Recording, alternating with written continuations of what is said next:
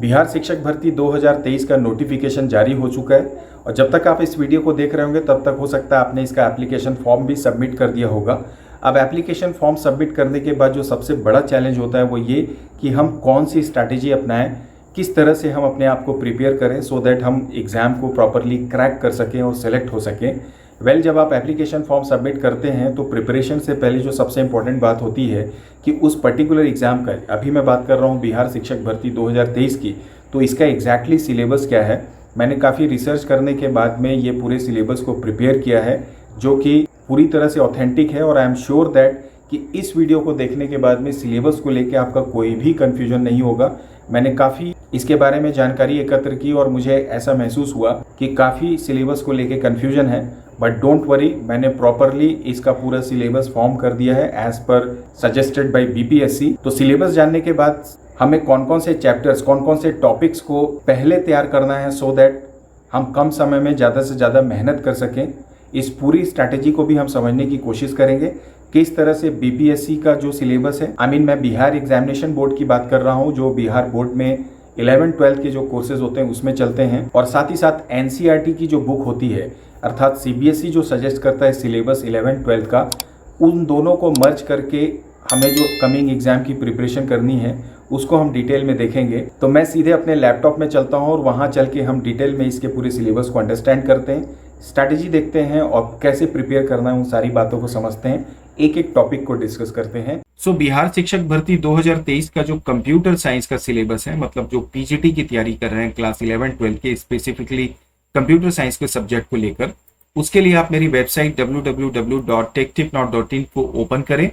इसके home page पे आप देखेंगे कि यहाँ पर बिहार शिक्षक भर्ती 2023 कंप्यूटर साइंस का जितना भी स्टडी मटेरियल है वो ऑलरेडी मैंने अवेलेबल कराया हुआ है। आपको कहीं और जाने की जरूरत नहीं पड़ेगी। जैसे कि आप सिलेबस पे जाएं तो सिलेबस आपको मिल जाएगा, एमसीक्यू आपको अवेलेबल है, मॉक टेस्ट भी मैंने रेडी किया हुआ है और मैं प्रिपेयर और भी कर रहा हूँ। साथ ही साथ आपको नोट्स भी अवेलेबल हो जाएंगे और साथ ही साथ आपको मैं आपकी जानकारी के लिए ये भी बता दूं कि 1000 से ज्यादा एमसीक्यू की बिहार शिक्षक भर्ती की रिसेंट पीजीटी कंप्यूटर साइंस के लिए मैंने एमसीक्यू की ई बुक भी रेडी कर ली है, जिसे आप परचेस कर सकते हैं 239 रुपीज, 239 रुपए पे, जिसमें आपको पूरे chapter wise MCQ, most expected questions, complete syllabus को कवर करते हुए और नए पैटर्न की बेसिस पे सारे क्वेश्चंस मिल जाएंगे। साथ ही साथ इसमें सैंपल पेपर्स भी मैंने आपकी प्रैक्टिस के लिए डाले हुए हैं। तो यदि आप इंटरेस्टेड हो तो इस बुक को भी आप परचेस कर सकते हैं। मैं वापस से अभी सिलेबस की बात कर रहा था, तो आप चाहें तो यहाँ से ओपन कर सकते हैं या फिर आप ऊपर मेरे पेज के, मतलब मेरी वेबसाइट techtipnot.in के होम पेज में बीपीएससी के मेन्यू में जाकर भी इन सारे ऑप्शंस को प्राप्त कर सकते हैं, इन सारे मटेरियल्स को प्राप्त कर सकते हैं। मैं सिलेबस को ओपन करूंगा तो जैसे आप सिलेबस पे क्लिक करेंगे आप रिडायरेक्ट हो जाएंगे सिलेबस के पेज पे। तो आप देख पा रहे होंगे यहाँ पर शुरू में मैंने जितने भी मेन यूनिट्स हैं उनको एज पर बीएसईबी, मतलब बिहार स्टेट एग्जामिनेशन बोर्ड का जो सिलेबस है, जो बिहार के 11-12 में फॉलो किया जाता है, उसको कवर किया है। साथ ही साथ चूंकि अगर आप इसके नोटिफिकेशन को देखें, ये रहा वो नोटिफिकेशन, मैं स्क्रॉल डाउन करके इसके सिलेबस पे आ जाता हूं। So this is the part जो मैं एक्चुअली हाईलाइट करना चाह रहा हूं। मैं इसे थोड़ा सा बड़ा कर देता हूं यहां से, तो आप देख पाएंगे यहाँ पर इसमें क्लियरली मेंशन है कि जो भी सब्जेक्ट है आपका उसमें बिहार विद्यालय परीक्षा समिति और एनसीईआरटी को फॉलो किया जाएगा। अब सवाल ये है कि मैं वापस अगर आपके सिलेबस को दिखाऊं तो जो बिहार स्टेट एग्जामिनेशन बोर्ड है और जो एनसीईआरटी की बुक है उसमें कुछ डिफरेंसेस हैं। वो ये कि अगर आप बीएसईबी की बात करें तो उसमें C++ कवर किया जाता है। यदि आप इस प्रीवियस का जो मॉडल पेपर है 2023 का अगर आप उसे ओपन करें तो इस मॉडल पेपर में आप पाएंगे कि जितने भी क्वेश्चंस आए हैं वो C++ और ऑब्जेक्ट ओरिएंटेड प्रोग्रामिंग का जो कॉन्सेप्ट है उन सबको लेके आया हुआ है। साथ ही साथ जैसे ये डेटा स्ट्रक्चर वगैरह से रिलेटेड क्वेश्चंस हैं। मैं 2 मिनट आपको इस पेपर का एक टूर करा दूं। जैसे यहाँ पर आप देखें, इनहेरिटेंस का कॉन्सेप्ट है जो ऑब्जेक्ट ओरिएंटेड प्रोग्रामिंग से रिलेटेड है। देन इसके बाद में अगर आप थोड़ा नीचे जाएं, so you all can see here कि यहाँ पर C++ से रिलेटेड द क्वेश्चन दिए हुए हैं। पाइथन का यहाँ पर कहीं पर भी कोई भी नामो निशान नहीं। लेकिन जब आप एनसीईआरटी की बुक की बात करते हैं तो वहां पर तो C++ ऑब्सोलीट हो चुका है। तो एनसीईआरटी की बुक में आपको जो भी मिलता है वो पाइथन के बारे में बात की जाती है। तो अक्सर आप देखेंगे सिलेबस के बारे में या तो C++, HTML वगैरह के बारे में बात होती है या पाइथन के बारे में बात होती है। तो आप प्लीज इस कंफ्यूजन से बाहर आ जाएं मेरे सजेशन के हिसाब से जो सिलेबस है स्टैंडर्ड सिलेबस, अगर आप इसके क्वेश्चन पेपर को देखें तो आपको C++ को तो करना ही है, जो स्टैंडर्ड बीपीएससी का सिलेबस है आप इसको इग्नोर नहीं कर सकते। साथ ही साथ आपको पाइथन की भी तैयारी करनी पड़ेगी। और ये पाइथन और C++ को आप सुन के ये मत सोचें कि ये कोई बहुत बड़ी चीज है। अगर आप इनमें से किसी एक लैंग्वेज को भी जानते हैं तो ऑटोमेटिकली सेकंड जो लैंग्वेज है वो अपने आप कर पाएंगे। अब इस सिलेबस को अगर आप डाउनलोड करना चाहते हैं, थोड़ा सा स्क्रॉल डाउन करेंगे तो यहाँ से इस लिंक मैंने दिया हुआ है, आप इसे यहाँ से डाउनलोड भी कर सकते हैं। सो ये रही वो पीडीएफ फाइल। तो ये बात हो गई हमारे डाउनलोड करने की और सिलेबस के बारे में, जो इसके मेन टॉपिक्स थे और जो कंफ्यूजन था। अब मैं सिलेबस को थोड़ा डिटेल में आपके साथ डिस्कस कर लेता हूं। तो जैसे मैंने आपसे कहा, सबसे पहले जो आपको तैयारी करनी है that is your computer system organisation, then programming methodology. Programming methodology एक ऐसा टॉपिक है, यदि आप इसे करेंगे तो आप चाहे एनसीईआरटी की बुक को फॉलो करें, और मैं सजेस्ट भी करूंगा आपको कि आप एनसीईआरटी की बुक को फॉलो करें और वहां से जो प्रॉब्लम सॉल्विंग का चैप्टर है आप उसे देखने की कोशिश करें या समझने की कोशिश करें। ये क्लास 11th का एनसीईआरटी का जो कंप्यूटर साइंस का बुक है वहां पर आपको मिल जाएगा। इस पूरी प्रोग्रामिंग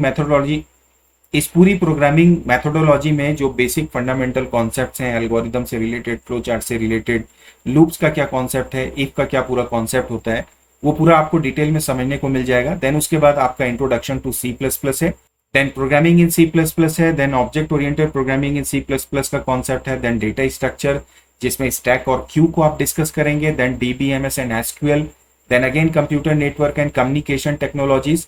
यहाँ पर ये दो अलग अलग टॉपिक्स है, ध्यान रखिएगा, एक ही यूनिट में, दैट इज कंप्यूटर नेटवर्क, और एक है data communication, then Boolean algebra. Then ये जितना भी अभी टॉप 9 जो मैंने आपको यूनिट बताया, ये स्टैंडर्ड आपके बिहार जो स्टेट बोर्ड है उसमें फॉलो किया जा रहा है। और जब आप एनसीईआरटी और सीबीएसई के पॉइंट ऑफ व्यू से देखें तो इन सारे 9 यूनिट्स के अलावा आपको ध्यान देना है क्लास 11th का पाइथन और क्लास 12th का पाइथन, जो कि एनसीईआरटी की बुक में आपको मिल जाएगा। और उसके बाद इसी क्लास 12th का जो सोसाइटी लॉ एंड एथिक्स है, जिसे हम सोशल इम्पैक्ट के नाम से भी जानते हैं, इसको भी मैं आपको सजेस्ट करूंगा कि जरूर आप पढ़ लें, बिकॉज ये कंसीडर करता है या इसमें digital footprint, cyber crime, cyber security से रिलेटेड टॉपिक हैं, इंटरनेट आप कह सकते हैं, तो इसे आप इग्नोर मत करिएगा। तो ये तो मेन इसके यूनिट्स हुए जो आपको करने ही करने हैं। तो आप इस कंफ्यूजन में मत रहिए कि आप केवल C++ करें और पाइथन को छोड़ दें, या पाइथन करिए C++ नहीं, आप इन दोनों को करिएगा, जहां तक मेरा सजेशन है, अगर आप इस पेपर को क्रैक करना चाहते हैं। और अगर फ्यूचर में कोई इस तरह से और क्लैरिटी होती है तो डेफिनेटली मैं आपके साथ शेयर कर दूंगा। फिलहाल ये इसके नीचे में इस पीडीएफ में मैंने डिटेल में ये सारे टॉपिक्स यहाँ पर कवर किए हुए हैं, जो आप सिलेबस में जाके देख सकते हैं। अगर मैं एक एक पॉइंट्स को यहाँ पे लूंगा तो काफी टाइम लग जाएगा, मैं जल्दी से कुछ पॉइंट्स बताता हूँ। जैसे यूनिट 1 में क्लासिफिकेशन है, सॉफ्टवेयर हैं, ऑपरेटिंग सिस्टम है, एप्लीकेशन सॉफ्टवेयर है, देन नंबर सिस्टम है, मेमोरी है, माइक्रो प्रोसेसर है, देन इसके बाद में इनपुट आउटपुट्स है, देन कीबोर्ड्स है, then printer, power supply, power conditioning. इसके बाद में प्रोग्रामिंग में जैसे मैंने आपको बताया कि जो बेसिक प्रोग्रामिंग अप्रोचेस होती हैं, प्रॉब्लम को सॉल्व करने के लिए जो एल्गोरिदम, फ्लो चार्ट्स आप बनाते हैं, साथ में जो कंट्रोल स्ट्रक्चर होते हैं, लूपिंग, कंडीशंस, ये सारे स्टेप्स में कैसे प्रोग्राम लिखना। देन C++ का बेसिक, जिसमें आप केवल input output, header files, data type, variables को डिस्कस करते हैं, देन ऑपरेटर्स को अंडरस्टैंड करते हैं। देन प्रोग्रामिंग इन C++ का जो एडवांस वर्जन है, नॉट एडवांस, जो आइडियल प्रोग्रामिंग होती है, जिसमें आप इफ स्टेटमेंट, लूप्स को, देन फंक्शंस को, साथ ही साथ स्ट्रक्चर को, एरेस को, इन सारे टॉपिक्स को आपको रीड करना ही होगा। मतलब C++ का कोई भी कोना आपको नहीं छोड़ना है। एंड इसके बाद जब क्लास 12 में आप आते हैं तो आप object oriented programming concept using C++ को पढ़ते हैं। तो ऑब्जेक्ट ओरिएंटेड, उसके जितने भी फीचर्स हैं, उसके जितने भी कॉन्सेप्ट्स हैं, उनका इम्प्लीमेंटेशन कैसे होता है, कंस्ट्रक्टर डिस्ट्रक्टर्स क्या होते हैं, इनहेरिटेंस क्या होता है, पॉलीमॉर्फिज्म क्या होता है। देन इसके बाद डेटा फाइल हैंडलिंग को भी आपको इसमें देखना है, जिसमें text file, binary file specially आपको लर्न करना पड़ेगा। एंड इसके बाद में पॉइंटर्स भी एक अलग से इंपॉर्टेंट कॉन्सेप्ट है, आप इसे भी इग्नोर नहीं कर सकते। हालांकि इसके पहले आपको ये ऑब्जेक्ट ओरिएंटेड और C++ का फाउंडेशन पढ़ना ही होगा। इसके बाद में डेटा स्ट्रक्चर की बात करें तो स्टैक और क्यू। अब मैं आपको बता दूं कि ये जो स्टैक और क्यू है, ये चाहे आप C++ से करिए, चाहे आप पाइथन से करिए, इसका जो फंडामेंटल कॉन्सेप्ट है वो सेम है। और आप मान के चलिए कि इससे रिलेटेड कोड को पूछने की चांसेस कम है, और अगर आपका कोड आएगा भी तो जो पुश का कोड है या पॉप का कोड है उसमें सिर्फ सिंटेक्स का डिफरेंस है, अप्रोच पूरी तरह से सेम होगी। अगर आप पाइथन की बात करें या C++ की, तो आप कंफ्यूज मत होइएगा। इसके बाद में अगला टॉपिक तो यूनिवर्सल टॉपिक है, that is database management system and SQL, जिसमें पूरा डेटाबेस का कॉन्सेप्ट, आरडीबीएमएस का concept, relational algebra, then SQL के सारे कमांड्स इंक्लूडिंग फंक्शंस आपको पूरा पढ़ना है। देन कंप्यूटर नेटवर्क भी आप जानते ही होंगे, इसमें इवैल्यूएशन है, डेटा कम्युनिकेशन टेक्नोलॉजी है, ट्रांसमिशन मीडिया है, नेटवर्क डिवाइसेस है, टोपोलॉजीज है, प्रोटोकॉल है, मोबाइल टेलीकम्युनिकेशन टेक्नोलॉजी है। तो क्लास 12th का जो आपका CS का सब्जेक्ट है और जो NCERT की बुक है उसमें ये पूरा मटेरियल आपको मिल जाएगा। इसके बाद में इसी तरह से ये इंटरनेट के जो कॉन्सेप्ट्स हैं ये सारा कुछ आपको CS की बुक में अवेलेबल है। देन बुलियन अलजेब्रा जो NCERT की बुक में आपको नहीं मिलेगा, पर आप चाहें तो मेरे वेबसाइट www.techtipnow.in पे जाके इससे रिलेटेड क्वेश्चंस और इसके नोट्स को प्राप्त कर सकते हैं। Then computational thinking and programming का जो पहला पार्ट है वो क्लास 11th जो आपका CS का NCERT का बुक है आप उसको उठा के देख लीजिएगा, उसमें ये सारा मिल जाएगा। और ये जो फंडामेंटल कॉन्सेप्ट्स हैं जो मैंने आपको C++ के बारे में बताया कि जब आप प्रोग्रामिंग मेथोडोलॉजी देखते हैं या पढ़ते हैं और जब इंट्रोडक्शन टू C++ करते हैं, वही सारी बातें यहाँ पर ऑब्वियसली पाइथन लैंग्वेज को देखते हुए आपको करनी है। तो ये जितने भी कॉन्सेप्ट्स हैं इसको दोबारा आपको रिपीट करने की जरूरत नहीं है, आपको सिर्फ familiarisation with basics of Python programming को देखना होगा, किस तरह से इनपुट होगा, किस तरह से आउटपुट होगा, क्या इसका पाइथन के टोकन्स होते हैं, पाइथन के प्रोग्राम का स्ट्रक्चर क्या होता है, वो आपको पूरा समझना होगा। एंड इसके बाद में जब आप फर्दर इसमें जाएंगे तो सेम वही flow of control, loops and obviously if statement. Then इसके बाद कुछ अलग से जो पाइथन के कॉन्सेप्ट्स हैं डेटा स्ट्रक्चर को लेके, like string, then list, then इसके बाद में टपल्स एंड इसके बाद में डिक्शनरी। ये थोड़े से एफर्ट आपको डालने होंगे क्योंकि इससे रिलेटेड क्वेश्चन पाइथन में काफ़ी आते हैं। एंड इसके बाद में जो सेकंड पार्ट है कंप्यूटेशनल थिंकिंग एंड प्रोग्रामिंग का, जिसमें पाइथन का आप क्लास 12th का बुक को पढ़ते हैं, कंप्यूटर साइंस का NCERT का वो आप फॉलो कर सकते हैं। उसमें आपको फंक्शन, एक्सेप्शन हैंडलिंग और जैसा मैंने आपको पहले भी बताया कि टेक्स्ट फाइल, बाइनरी फाइल, इसको आप थियोरेटिकली समझ के रखिएगा और इसको फॉलो करने के लिए आप C++ का इस्तेमाल करिएगा। उसके बाद में आप पाइथन पे एक नज़र इस पे ज़रूर मारेंगे। CSV फाइल को आप यहाँ से इग्नोर कर दीजिएगा, that is not actually the part. और डेटा स्ट्रक्चर ऑलरेडी मैंने आपको बताया कि स्टैक और क्यू, तो ये इंपॉर्टेंट पूरे यूनिट्स हैं। एंड फाइनली जो सोसाइटी लॉ एंड एथिक्स है जो कि साइबर सिक्योरिटी एंड क्राइम से रिलेटेड है, तो आप इसे भी मत छोड़िएगा। इसमें डिजिटल फुटप्रिंट है, डेटा प्रोटेक्शन है, साइबर क्राइम है, then safety, then information technology act, इन सभी को आप जरूर एक बार नज़र मार लीजिएगा। इस पूरे सिलेबस को डिटेल में पढ़ने के लिए आप चाहें तो मेरी वेबसाइट पे वापस से आ जाएं, यहाँ से आप इसे पढ़ सकते हैं। और अगर आप डाउनलोड करना चाहें तो आप यहाँ से इसे डाउनलोड भी कर सकते हैं। बुक अगर आपको परचेस करनी है MCQ की, जिसमें 1000 से ज़्यादा मैंने पूरे MCQ प्रिपेयर किए हैं, आप उसे भी परचेस कर सकते हैं। उसका लिंक भी आपको इसी वेबसाइट में मिल जाएगा। आने वाले वीडियो सेशंस में 1 by 1 मैं इन सारे कॉन्सेप्ट को डिस्कस करूंगा, इससे रिलेटेड MCQs को भी डिस्कस करूंगा। अब जो इम्पॉर्टेंट बात आती है वो ये कि मैं पहले इसका PDF ओपन कर लूँ। मैं वापस से इसके मेन यूनिट्स पे यहाँ पर आ जाता हूँ। हम क्या स्ट्रैटेजी अपनाएं जिससे कि हम बेहतर तरीके से बिना किसी कंफ्यूजन के तैयारी कर सकें। तो देखिए, इसमें सबसे पहला जो चैप्टर है कंप्यूटर फंडामेंटल्स का, देन जो दूसरा चैप्टर है प्रोग्रामिंग मेथोडोलॉजी का। इसके बाद में मैं थोड़ा स्क्रॉल डाउन करके चैप्टर या यूनिट नंबर 7 देखूंगा, डेटाबेस मैनेजमेंट। इसके बाद में मैं बात करूंगा कंप्यूटर नेटवर्क की। इसके बाद में मैं बात करूंगा बुलियन अलजेब्रा की। तो ये जो 5 चैप्टर अभी आपको मैंने बताया 1, 2, 7, 8 और 9, ये सबसे पहले तो आप बिना कुछ सोचे समझे, अगर आप अभी देख रहे हैं, पढ़ना शुरू कर दीजिए। अगर आप सीरियस हैं अपने कमिंग एग्जाम को लेके, बिल्कुल इसकी प्रैक्टिस करना शुरू कर दीजिए। मैं इसलिए ये बात कर रहा हूँ कि ये 5 चैप्टर ऐसे चैप्टर हैं जिनको आप आसानी से अप्रोच कर सकते हो, समझ सकते हो। बहुत ज़्यादा इसमें आपको एफर्ट डालने की ज़रूरत नहीं पड़ेगी। आप किसी भी प्रोग्रामिंग लैंग्वेज को लर्न करके बैठे होंगे, प्रोग्रामिंग मेथोडोलॉजी सबकी सेम होती है, इसलिए आप कंफ्यूज मत होइएगा। तो ये, और साथ ही साथ एक बात और कि ये जो 5 यूनिट्स हैं, चाहे वो चैप्टर नंबर 7 हो, 8 हो या चैप्टर नंबर 1 हो, 2 हो, इसके लिए आप एनसीईआरटी की बुक को फॉलो करिएगा। एनसीईआरटी की वेबसाइट में चले जाइए, वहाँ टेक्स्ट बुक के सेक्शन में चले जाइएगा।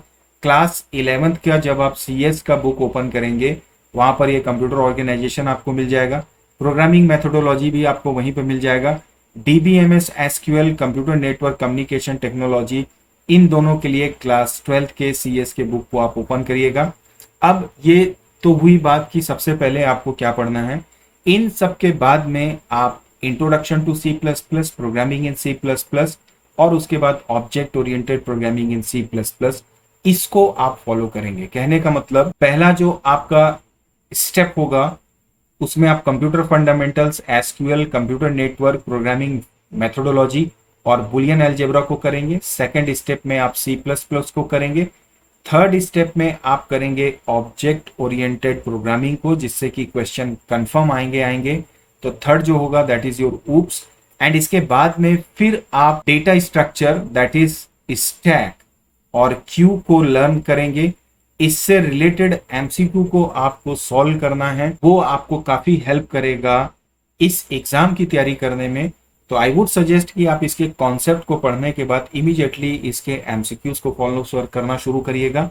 एंड उसके बाद फाइनली आप आइएगा computational thinking and programming part 1 and part 2 that is class 11, और इसके बाद में this is your class number 12। और ये दोनों बुक होगी कंप्यूटर साइंस की, जो आपको मिल जाएगी एनसीईआरटी की। उसको आप डाउनलोड करिए, वहां से पाइथन के फंडामेंटल्स को पढ़ना शुरू करिए, और बिना किसी परेशानी के आपका ये दोनों यूनिट्स भी तैयार हो जाएंगे। क्योंकि पाइथन अगर आप C++ जानते हैं तो आपके लिए काफी कन्वीनियंट होगा, इजी होगा पढ़ने के लिए। एंड इसके बाद में फिर आप सोसाइटी, लॉ एंड एथिक्स को थियोरेटिकली तैयार कर लीजिएगा। तो ये तो एक ओवरऑल बात हुई इस बीपीएससी या बिहार शिक्षक भर्ती 2023 के सिलेबस की। किस तरह से कौन कौन से चैप्टर, कौन कौन से टॉपिक्स आपको लर्न करने हैं, कौन से टॉपिक्स को आपको प्रायोरिटी में रखना है। और जैसा मैंने आपसे कहा कि अगर आप मेरी वेबसाइट पे जाएंगे techtipnot.in पे, तो वहां पर इस मेन्यू पे आइए आप बीपीएससी की, उसमें आपको MCQs, syllabus, notes, mock test, tutorial सब कुछ मिल जाएगा। अगर आप इसके बुक को परचेस करना चाहते हैं एमसीक्यू की, जो कि ई बुक के फॉर्म में अवेलेबल है at the cost of 239 rupees, वो आप उसे भी परचेस कर सकते हैं।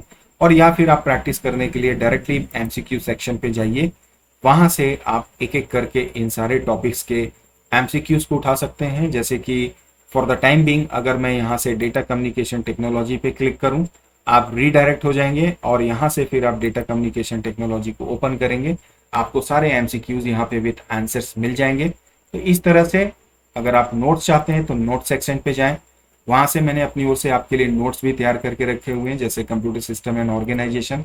आप इसे क्लिक करें तो ये नोट्स भी आपको मिल जाएंगे। ये फर्दर मैंने इसको और डिवाइड किया हुआ है, तो आप यहाँ से जाके इसे देख सकते हैं चैप्टर वाइज। ये क्लास 11-12 के अकॉर्डिंग मैंने प्रिपेयर किया था, इसलिए आपको 2-3 स्टेप में जाना होगा, बट आप इन सारे नोट्स को यहाँ से फॉलो कर सकते हैं। और जैसे मैंने आपको कहा कि बाकी सारे स्टडी मटेरियल भी आपको यहाँ से मिल जाएंगे। किसी भी प्रकार का आपको कोई भी डाउट होता है, आप कमेंट करके मुझसे पूछ सकते हैं। इस पूरी वेबसाइट का लिंक, पूरे डाउनलोड होने के मटेरियल्स, ई बुक का सोर्स और प्लस मेरे चैनल के जो इंपॉर्टेंट वीडियोस हैं, 1 शॉट वीडियोस हैं कंप्यूटर साइंस के, वो सारे लिंक्स आपको मिल जाएंगे। साथ ही साथ कमिंग टाइम पे बीपीएससी, स्पेसिफिक बीपीएससी के एमसीक्यूज की सीरीज और कॉन्सेप्ट्स की सीरीज भी मैं आपके साथ लेकर आ रहा हूँ। तो आप मेरे चैनल के साथ बने रहिएगा। उम्मीद करता हूँ ये सेशन आपके लिए हेल्पफुल रहा होगा। आज के सेशन में सिर्फ इतना ही, बट वीडियो को एंड करने से पहले अगर आप मेरे चैनल पे पहली बार विजिट कर रहे हैं तो प्लीज चैनल को लाइक, शेयर और सब्सक्राइब जरूर कर दीजिएगा। मिलते हैं नए चैप्टर, नए सॉल्यूशन, नए कॉन्सेप्ट के साथ में। Till then keep practising, keep learning and keep watching my channel. Thank you for watching this video. Bye bye and take care.